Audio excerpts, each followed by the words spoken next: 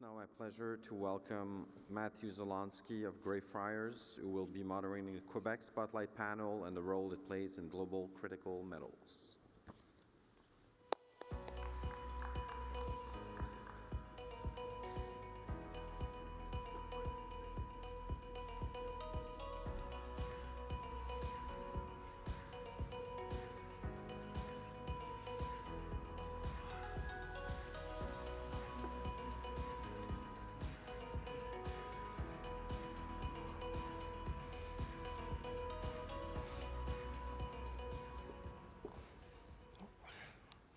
Good afternoon and welcome.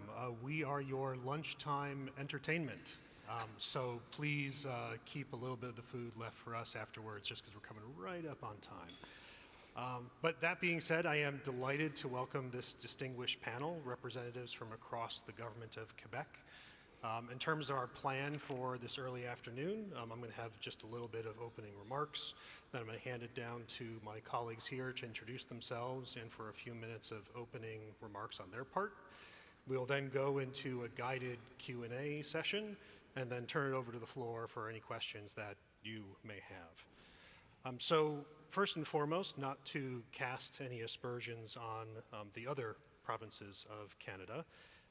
In my opinion, Quebec is far and away one of the most forward-leaning provinces when it comes to both supporting and advocating for their critical minerals projects in the United States and globally. Sometimes I would say even to the chagrin of our friends in Ottawa. Now, advocacy aside, that's very important. But the fact of the matter is that the province of Quebec offers a wide array of both financial incentives and non-financial incentives to support resource discovery, project development, mining, processing of critical minerals. Now, doing anything in the critical mineral space is very much a long-term undertaking.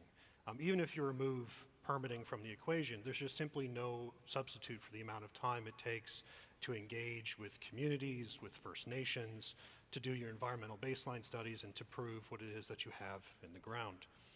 So with that in mind, one of the tremendous value add that you find from the province of Quebec is a stable and predictable jurisdiction that ultimately enables that long-term planning by industry.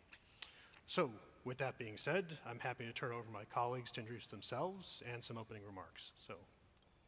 Well, good afternoon, everyone. I hope you're enjoying the conference. Thank you, Joanne, for the organization. I'm Amyot Choquette. I'm Senior Director Investment at Investissement, Quebec. I've been involved in the mining industry for more than 20 years on the mine finance side of it.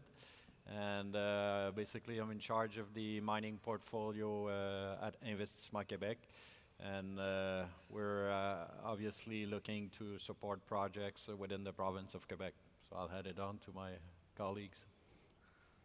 So hi, everyone. I'm also from Invest Quebec, but on the international side, so Invest Quebec International. Basically, it's the role is regarding exporting technologies and services from Quebec to other regions, but also attracting investments. So I'm Senior Project Director for Minings and Metals on the FDI side at Invest Quebec International. So basically my background is less extensive than my colleague Amyot, but I've been involved in the mining industry for the past 5 years, been in touch with the Quebec ecosystem on the mining side and all the Quebec technologies and expertise. And now I use it more on supporting the projects here in Quebec. So basically the support is more on helping the mining projects finding tools and incentives in Quebec, so connect them to programs, to ministries as well, making sure that they're known, their challenges are known as well, and we can support them overcoming those challenges they have. And one of them is surely financings as well. So I'm connected also to the Quebec delegation around the world. So we get in touch with a lot of potential partners for our mines as well, and I can be a key contact between potential investors and the Quebec Quebec projects as well. So, in a nutshell, that's basically my role at AQ. Hi everyone. My name is Patrice. I'm from the Ministry of Natural Resources and Forestry. I'm director for the geological information and promotion mainly of the critical minerals. I've been at the ministry for almost 25 years now. So, well, at the base, I'm a geologist, so I know a lot about that field, but I also was the editor for the first critical mineral plan in Quebec, which was the first also in Canada. So. Good afternoon, everyone. Thank you for the invitation. Joanne, congratulations for this great event. Fantastic. I'm Tony Brisson. I'm a geologist, President and CEO of SOQUEM, which is a subsidiary of Investissement Quebec. I'm working in mining and exploration for the last 35 years, mostly in Abitibi, but also elsewhere in Canada and in Africa. So very happy to be here today. Thank you very much, gentlemen. So to kick off the Q&A, so I'm sure that fairly everyone in the audience is familiar with the Lassonde curve, but just very briefly, it's a very basic graphic representation of the value of a mining enterprise over its life cycle. Starts out very low, then there's a rapid growth in valuation from its initial discovery, then projects descend into the purgatory of various feasibility studies, and then once those feasibility studies are complete and you're ready for an FID and construction, rapid growth once again in the value of the company as it transforms from a developer into a producing asset. Now, again, we talked a little bit before about all the various arms of the government of Quebec, or I'll say quasi-governmental organizations of the province of Quebec that offer an array of incentives for project developers. But that being said, the capital needs of an initial exploration company or a project developer or a project operator are very, very different. And similarly, the level of business and technical sophistication for those three different kinds of companies are also very different.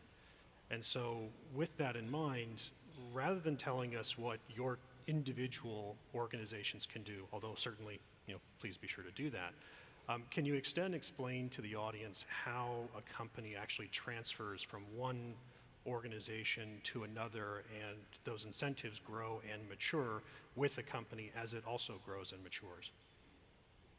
Maybe I can start? Okay, so as an exploration company, we cover the entire exploration cycle from, let's say, the first portion of the Lassonde curve, so from project generation to economic studies, which is the easiest part, I would say. In the course of this exploration cycle, we often seek and find partners just to share the risk, the expenses, but also the expertise. The next phase of development essentially are generally managed and funded by the partner and the support of Investissement Quebec also. So that's where they start to work in the next cycle, the other one. And if I may continue, while SOQUEM is working to have a leverage in exploration, we also support at that stage. We will acquire and make information on the geology available through our CGM database. CGM is recognized as one of the best database on geology in the world, so that's a great asset we have in Quebec. We also offer tax credits throughout the mining development chain. It begins at the exploration stage, and since we launched the critical mineral plan, we also have tax credit for the development stage, which is, in the Lassonde curve is maybe the critical part. Also, We also have a flow-through share regime, which is a federal and provincial part on that regime that applies for exploration and development. And aside from that, we also offer various subsidies for mining companies. It begins with a program to support mineral exploration for critical and strategic minerals. We know that critical and strategic minerals are often more complex ores than we see for gold and base metal, and we don't know as much as about those ores, so it's important to have a better understanding at the exploration phase. And we also have other programs, and we know that it's a challenge for the critical mineral project, all the processing and all the processing of the minerals. So we have programs to support processing, to support also the scaling up of those processes. And that includes not only mined ore, but also recycling and utilizing the industrial waste from production, where we can sometimes get some metals that are in lesser quantities, like those used in semiconductors. So, as Tony mentioned, I guess in the Lassonde curve, I guess there's the development stage. Once a company issues a PEA, that's where Investissement Québec can start supporting projects. But before and during that same cycle, there are other financial institutions in Quebec that can provide financing as well. There's SIDEX. I think Andre I don't know if he's in the room here, but he is at the conference. There's as well NQ Mining Investment. Sylvain is here as well. And there's the CDPQ and Fonds de Solidarité des Travailleurs du Québec that can provide financing for projects. At Investissement Québec, my role and my team's role is to support mining projects through the development phase, which some call sometimes a dead valley, but in the Lassonde curve. But that's where the government decided to support projects, obviously because there's some challenges to raise capital at that level. So we can support projects from PEA until construction. And that's our role. We can support projects through equity investments and debt financing when we're close to cash flow generation. There's another government entity that is present here, my colleagues from Société du Plan Nord. The Société du Plan Nord can provide financial assistance to develop the infrastructure of mining projects and other projects on the Northern Territory. We all work in conjunction with the Ministry of Natural Resources and SOQUEM as well to help all these projects progress through the Lassonde curve. And obviously, to mitigate risk, we never invest alone. So we want to invest with other partners, strategic partners, more and more, especially in the critical and strategic minerals, because as Patrice mentioned, there are some additional risks that all of the processing and metallurgy. It's done. The expertise is developing in Quebec, but it lies overseas as well. So that's how we can support the mining projects. And then my colleague. Yeah, and that's where I can come in to support those projects. Is depending on the stage of the mining project is at. Obviously, there's financing. There's less big of a financing earlier stage, but when we're near construction phase, we need a solid strategic partner to eat that big chunk of investment.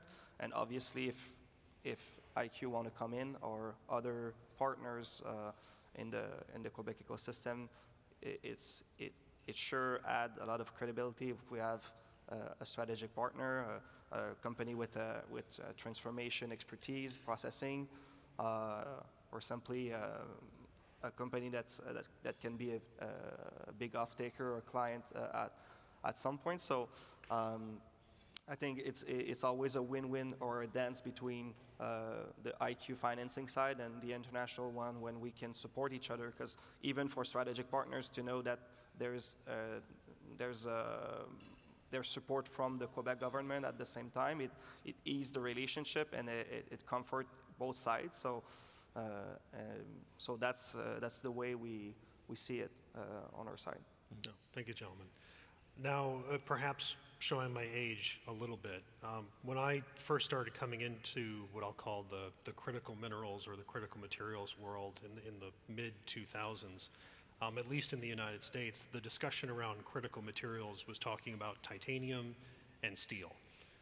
Then towards the end of the decade, 2009 to 2012, the story was rare earth elements. As the prices for rare earths cratered, those went away.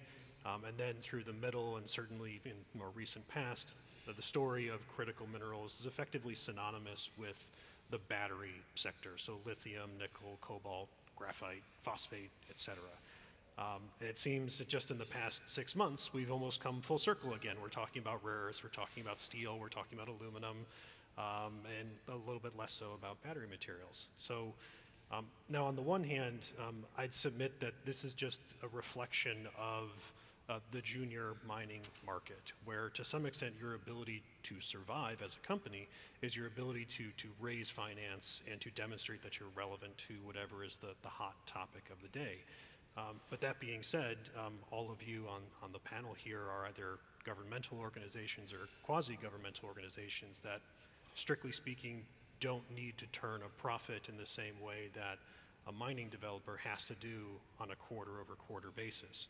And so with that in mind, what I wanted to tee up for the panel to discuss is how you've experienced either success or setbacks in maintaining that kind of consistent demand signal to industry, or in some cases, a counter-cyclical demand signal to industry on those things that are priorities for the province to develop, number one. And then number two is where there may have been, setbacks in the past. What are those things that you think you could improve on the going forward?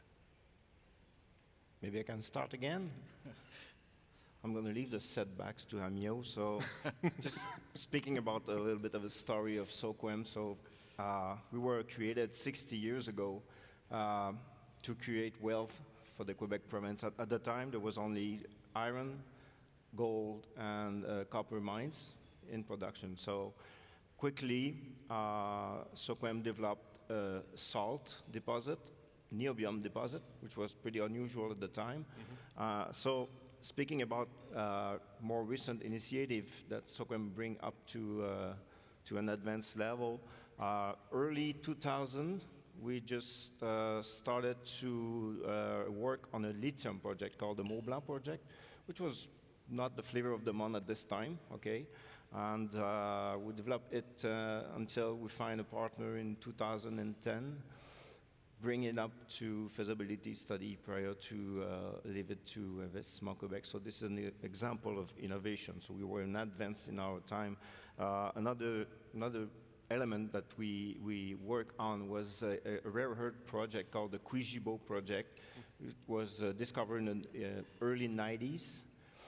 We started to work on it until 2010 when we find a partner and advance it to a PEA.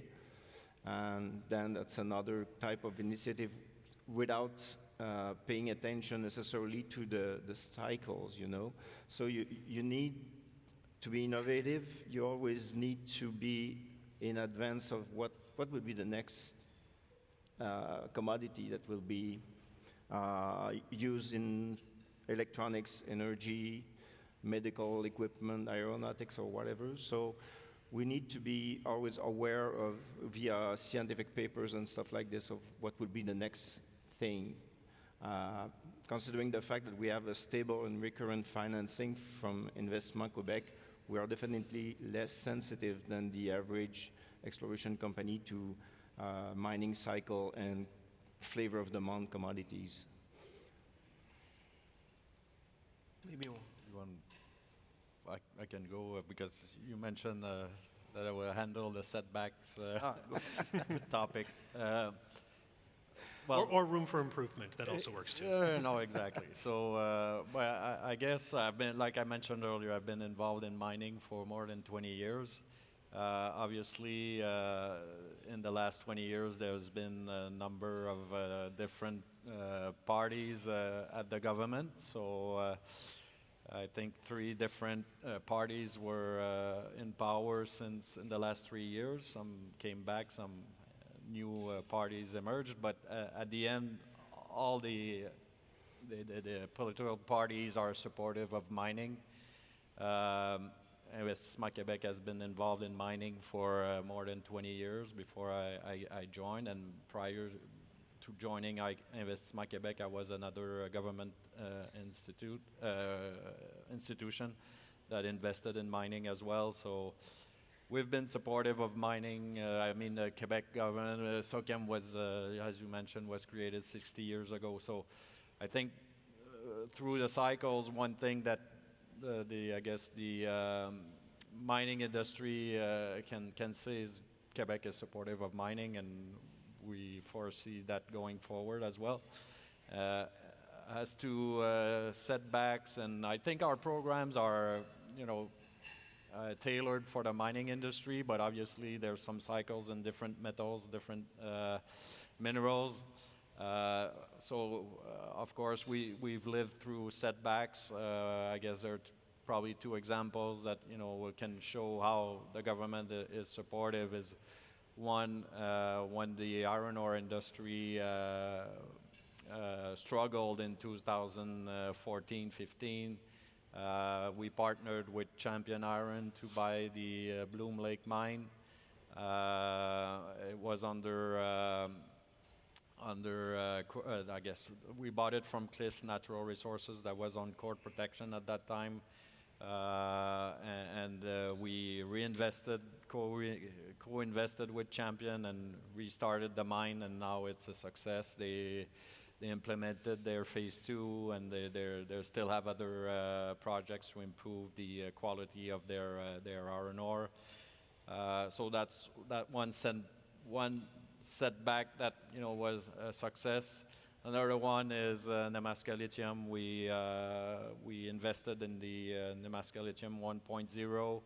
At that time, the market wasn't so good, and I guess the company had faced, I guess, cost overruns and needed additional capital, but the markets weren't there at that time. So we decided to partner with Livent and a private equity firm from UK to buy back the assets and reinvest in the project. That Livent became Arcadium Lithium. Now it's Rio Tinto. So I think that's a testament to, I guess, the support that the government of Quebec wants to give to the mining industry. We've lived through other setbacks that didn't turn out as good as these 2 projects, but we're there to support. Obviously, I guess the business case has to make sense, has to bring economic benefits for the province of Quebec. If we can learn from the past, I guess errors or mistakes, is that today we, as much as possible, not always possible, but as much as possible, we want to partner with strategic investors that have deep pockets and knowledge. So our partnership with Livent and Nemaska Lithium was I guess a consequence of the first setback. And with Champion was a junior company at that time, but the management had a track record, so at least they proved that they can build a project and make it profitable. So I would say from my side, that's my side of the story. So. But one thing I can say that Amyot mentioned, and that's, I think, one of the key factors is stability in Quebec.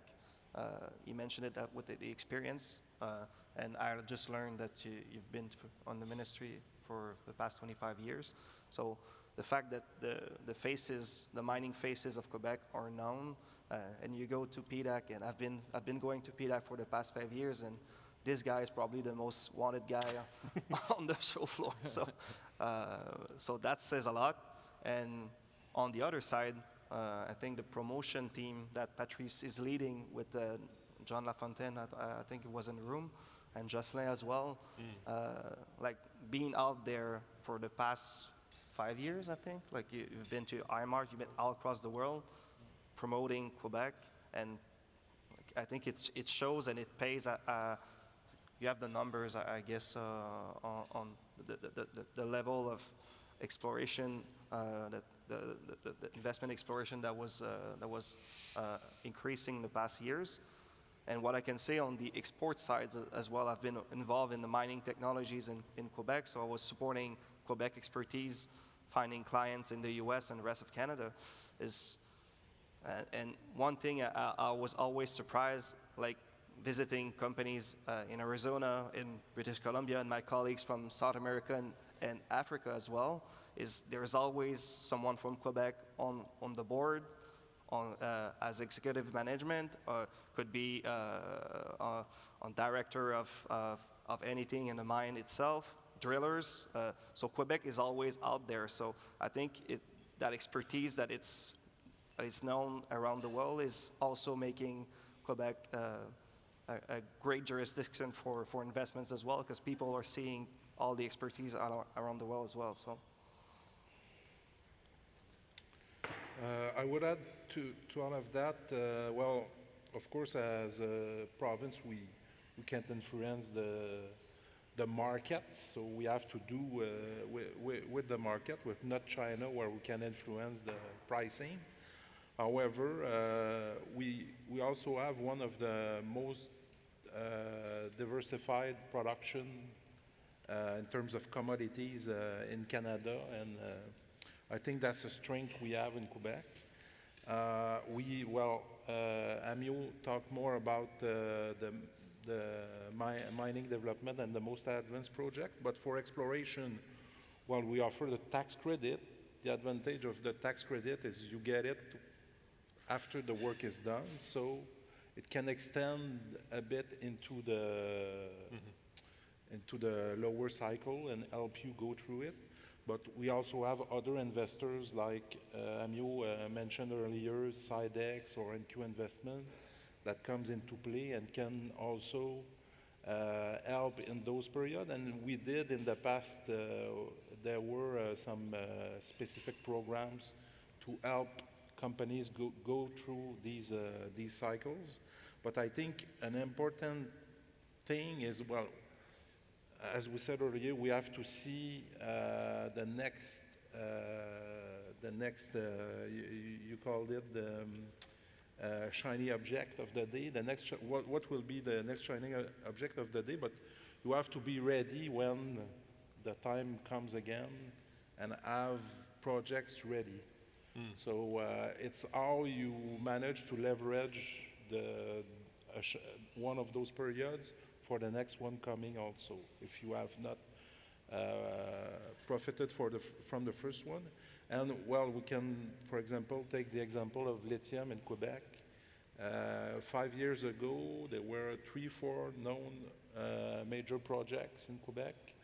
Now I think it's 8 projects. So we had some projects that progressed really well during the last peak of lithium.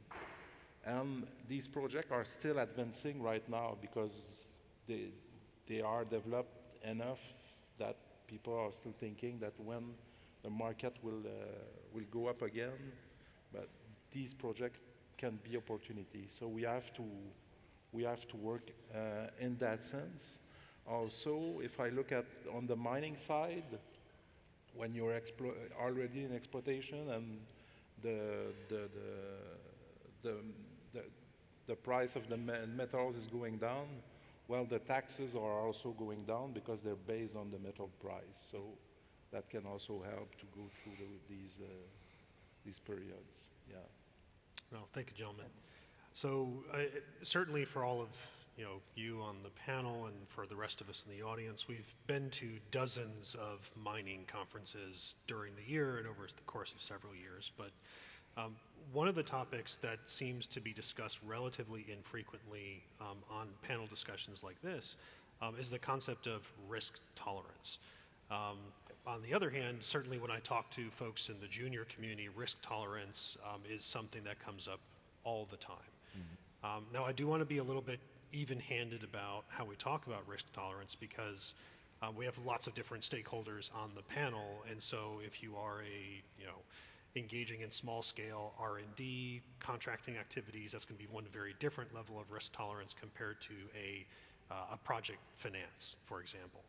And so with that in mind, I have kind of a twofold question. So the first one is, based on where your organizations sit, what is your baseline level of risk tolerance simply because you are investing in critical minerals or metals and mining in general, knowing that metals and mining is not the same as automotive, commercial aerospace, or the next killer app, for lack of a better way of putting it. And the second is, as you look within the critical mineral space, what are those elements that raise or lower your risk tolerance when you are looking at a project? So, for example, is it commodity-based if it's something related to a base metals project, or is it related to whether you have a strategic investor in the project? So first, baseline level of risk tolerance, and then second, what makes that tolerance go up and down?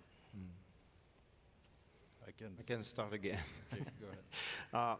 In our side, I mean, the risk tolerance is mostly associated with partners, considering stable recurrent financing, or as I said, less sensitive to market fluctuation. So in that sense, we can work on a specific commodity for a long-term view. As far as our sole shareholders support us, which is the case since the last 60 years, it's going well. When you arrive with a partner, they are more sensitive to this kind of fluctuation, financing, and stuff like this. So more often, it happens that you finish your project with a sleeping partner, which is not very good for the development of an advancement of a specific project. And I mean, other than this, you can certainly go and find a specific commodity without having any markets. That's the other thing that you have to think about. Is there anything you can do with it? Mm-hmm. And other than this, we are not that exposed to the risk on our side. If I look on the governmental standpoint, well, we have tax credit and subsidies. So if we look at the tax credit first, well, the tax credit, to get your tax credit, you've got to do eligible work that will give you access to the tax credit. So you may have to prove what you did and how, and then you will get your tax credit. So that's one way of mitigating the risk. If there's no work, there's no credit. And normally, if there is work, we will have more knowledge on the mineral potential. That's the first. And for the subsidies, well, normally the program have a certain scope. So we will look if the projects that are applying, are they in the scope of this program? Will they bring results that will make the project go forward, and other similar projects also go forward? And what basically is the quality of the project on science base? And so we will we'll have committee with experts that will also check if the science is sound behind that project. So. From our side, I would say the risk tolerance hasn't really moved because we're now, investing in critical and strategic minerals. It's about the same, and it's a balance between, I guess, economic benefits as well for the province of Quebec and the amount of the investment we want to invest in a project. Obviously, critical minerals or projects today come more often with a component and conversion transformation. So mining companies don't have necessarily that expertise. So some want to develop that expertise in-house, and others want to partner with other, I guess, companies that have that knowledge. So obviously, I mentioned earlier, but having strategic partners that know the conversion transformation business coming into a mining project is a plus for us. But one thing I think I mentioned earlier, we never invest alone, so we want the private sector to put money into projects. So so the risk tolerance is it's a balance. Like I said, it's a balance between economic benefits and obviously development of a new industry is. Maybe we're taking a little bit more risk at the end, but you know, the private sector is taking the same risk. So, but it's to mitigate that. Like I said, strategic partners, quality of management. Obviously, in any project doesn't really impact the risk tolerance. But as a government institution, we're looking for social acceptability of any project, whether in critical minerals or gold or whatever base metals. But so yeah, basically that's what we said. I don't know, Jérémie, do you have anything to add on your side? But no. Maybe one thing I can add is, and it goes back to the last question on setbacks and how we can prevent them, is to, and since I'm more connected to market and application of those commodities to market, is to be more proactive on what's the next shiny object, like you mentioned. So having convey more studies on what's next and where is next. So and be more have more knowledge on what are the next application for the commodities. And with that in mind, we can definitely ease the risk on projects as well, and yeah. So that's what I would say, because I'm not involved in financing directly. So to pull on this just a little bit further as a follow-up to all of you, because it's come a little bit from Patrice and Tony, but to pull on a little more, one of the specific risks that often comes up with critical minerals projects is just general opacity of pricing, in large part because in many cases the single largest market for many critical minerals is the Chinese market, and sometimes they're the largest producer simultaneously. And so as you think about, for example, a copper project or a base metals project versus, say, a rare earth project, or arguably even a lithium project, can you talk about how you've tried to address some of those challenges around how do I establish the cash flows that this project is going to generate, or is this worth pursuing if the lithium price is here as opposed to 10% of whatever it is today? So you don't necessarily have to have an answer, but can you walk us through the kind of the thought process of how you address that kind of a challenge when we don't really have a lot of good mechanism to understand what the actual value of the commodity is? Yeah, well, I guess we're long-term investors, so obviously there are some challenges when the price fluctuates on a short-term basis. But we look at over a long-term period. But obviously, if there's a downturn on a short-term basis, the project needs the capital to support, I guess, the deficit of cash flows for at some point. So I'm coming back again to the strategic partners that have, you know, deep pockets. That's what we're trying to have in our mining projects. In lithium, graphite or others, we see now, I guess, well, maybe less in lithium today, but OEMs are still interested in securing supplies. So some of them are willing to sign agreements, you know, with some floor prices or other mechanism that, you know, can help the project go forward and be able to raise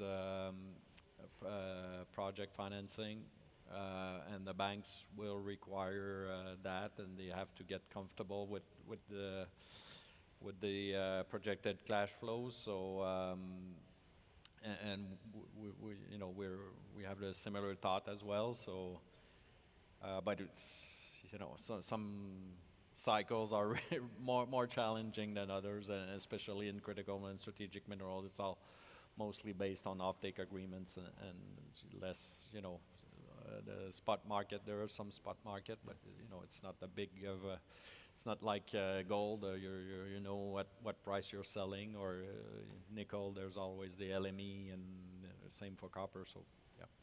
Okay. Tony? Yeah, maybe I want to fly on this question also.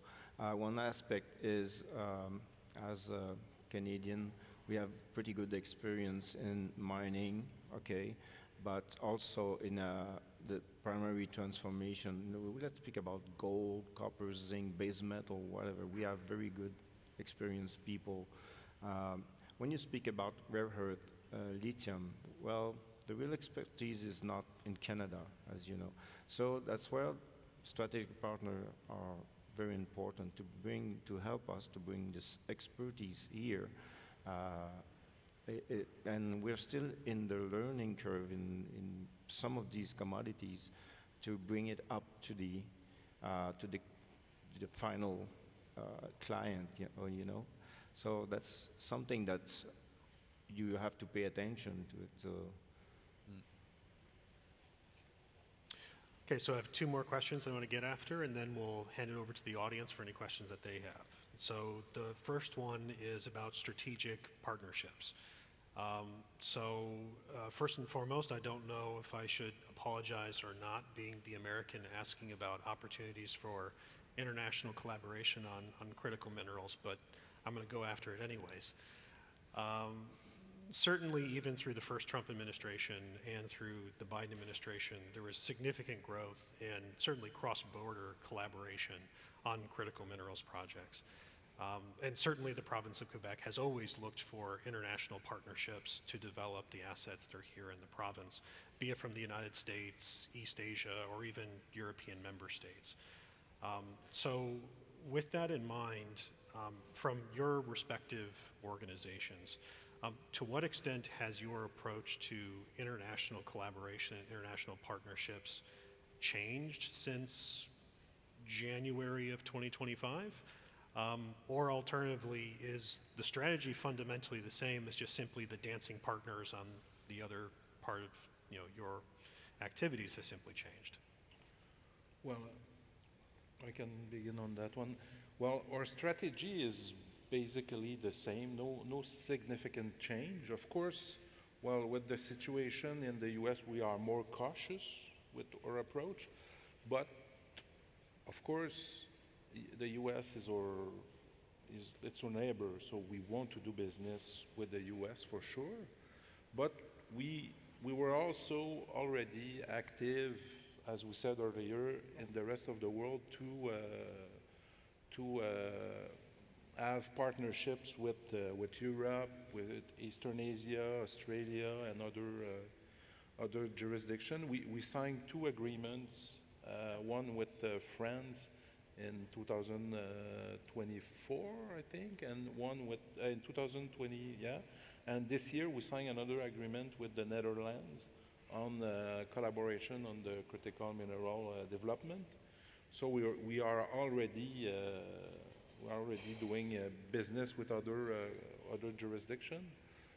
There may be more interest now with the political situation, which also affect those jurisdictions.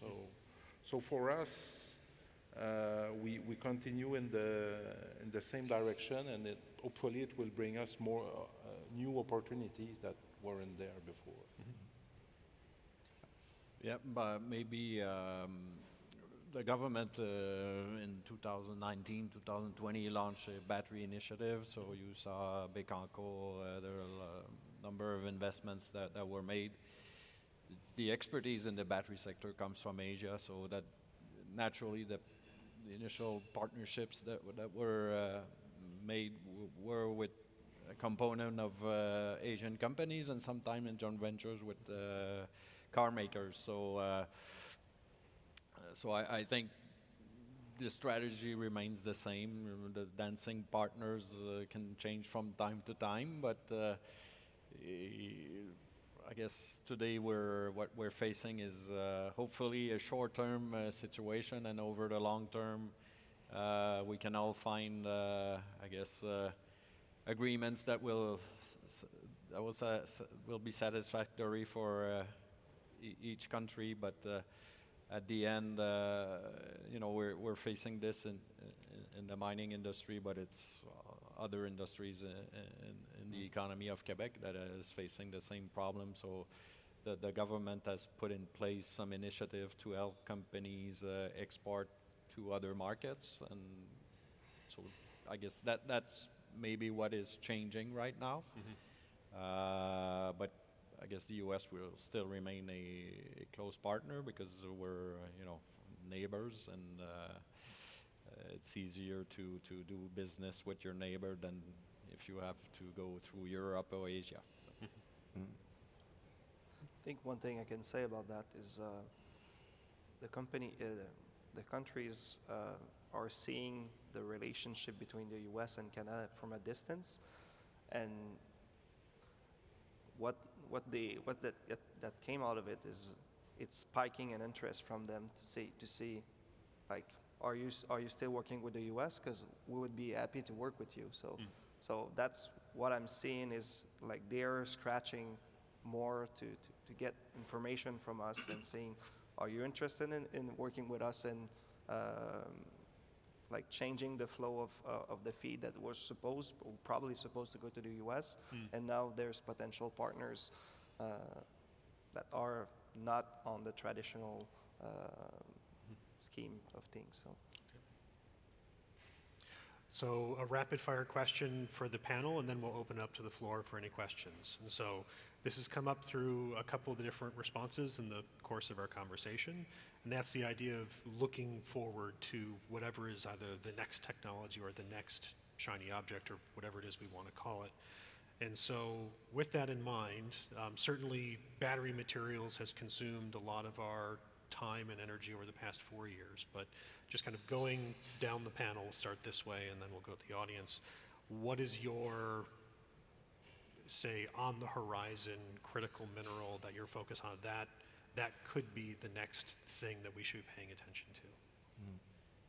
Well, as for the critical minerals itself, it's difficult to mention, but I would say aerospace, energy, renewable energy are definitely, and defense are probably the three sectors that, you know, that are on our radar today that, you know, can support the demand for critical and other minerals. So that's my view on it.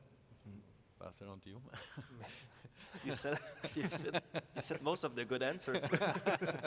What I can say is maybe the idea of the battery shift a bit toward storage as well, and it's way more important in the discussion. And from what we're seeing in Quebec with the scarcity of energy, so those kind of battery system will be more and more needed in our industry. So I think it's getting a lot of traction. So that would be something I would add. Okay. Well, if I could add, well, base metals, specifically copper. Copper is one of the metals where we're struggling to maintain world reserve. So certainly that copper is a metal to look at in the future. Yeah.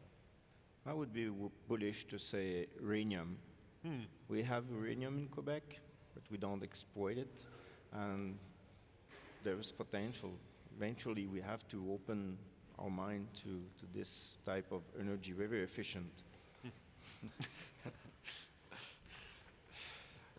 All right, so we have about 5 minutes remaining. We have a couple of microphones set up in the room. So does anybody want to ask a couple of questions of our panelists? Otherwise, we'll cut them all loose so we can get some food in them.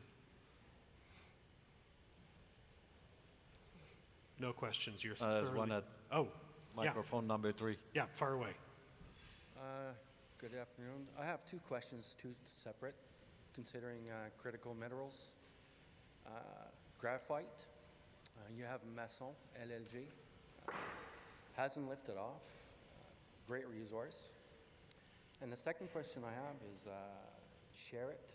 It's, if you Google nickel resources, largest in the world, Cuba doesn't even pop up. But if you know the answer and you Google it, you realize it has over 5 million ounces of nickel reserves. What's up with that? I don't understand it. You have to know the answer to get the results. Yeah, I had trouble hearing your questions. Can you repeat the first one at least? Closer to the mic, maybe. It's both about critical resources. First one is graphite. Masson is a great resource. Hasn't lifted off. It's pretty well at the bottom of its chart. It was evolving, and now it's like almost like dead in the water. My second question is about nickel, which is another critical resource. My question is, I Google a lot, I look it up a lot because natural resources is my passion. And if you Google the biggest resources in the world, Cuba doesn't even show up. You have Canada only has 2 million ounces. Cuba has over 5 million. And it doesn't show. But if you know the answer, and because I follow Choquette, you end up with over 5 million ounces. So it's kind of strange to me. So maybe you have an answer for that. Well, I can maybe answer your first question. When you talk about Masson, you're talking about Mason Resources? Yeah. So this project, well, it was I guess, under Mason Graphite a few years ago, but now it's owned by Nouveau Monde Graphite. So the Nouveau Monde Graphite has, obviously, they're focusing today on the Matawini mine and their battery anode material plants in Bécancour. So they're looking to raise the project financing to start this project.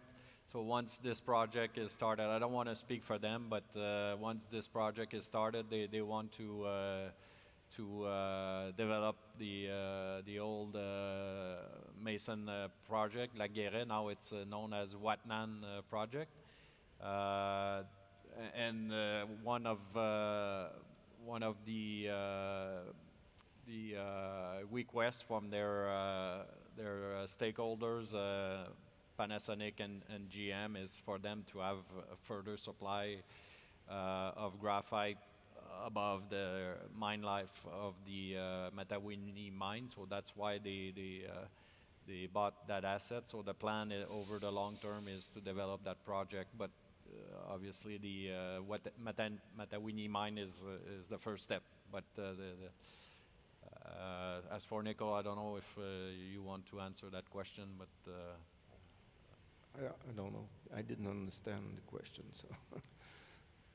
It's related to supplies of nickel from Cuba and why it doesn't appear on a lot of research reports. cannot Oh, in answer. Cuba, okay. Yeah. That's a good question. I think we have the same question, but obviously the government in place might have an impact on that, but Okay. Well, thank you very much. well, in Quebec, I guess there's two mines in operations. There's and there's the Dumont Nickel project that is looking to raise project financing as well. So within Quebec, well, Glencore owns the Raglan mine, and Canadian Royalties the Nunavik nickel mine. So these two projects are in operation, and like I said, Dumont Nickel, they're looking to develop or build the project within the next year. I don't know on the exploration property there are side. some other exploration projects with a lot of potential. And about Raglan and Nunavik Nickel, actually these are not mines but mine complexes, so there are many deposits. There are still new deposits being discovered, defined, so there's still a lot of potential too in these trends.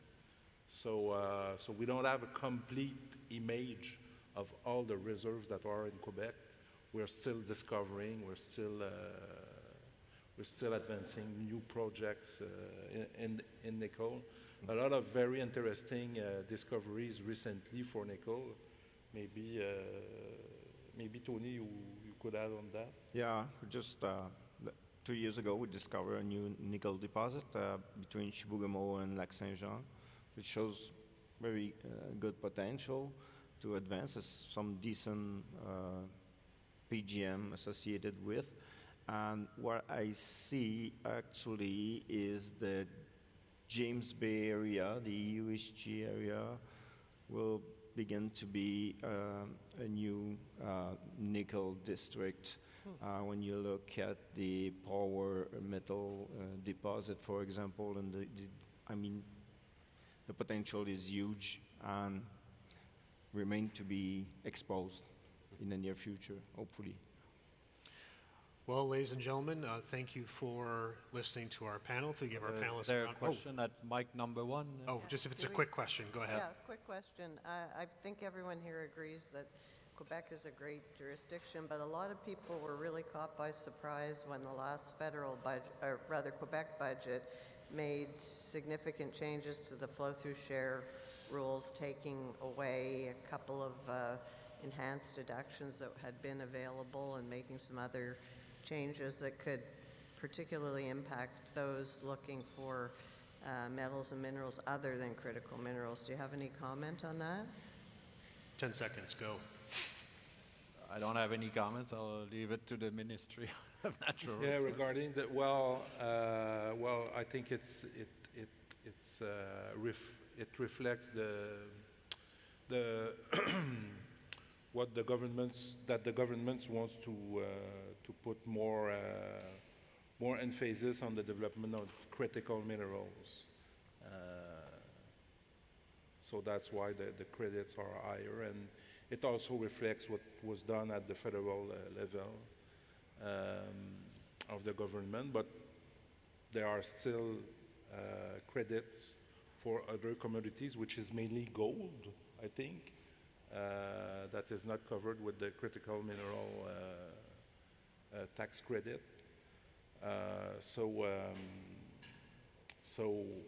that's why they adjusted these credits. That remains, I think, among the most advantageous in the country and probably in the world right now. All right. Thank you again, ladies and gentlemen, and that is it for our panel this afternoon. Get a quick round of applause and we'll be on our way.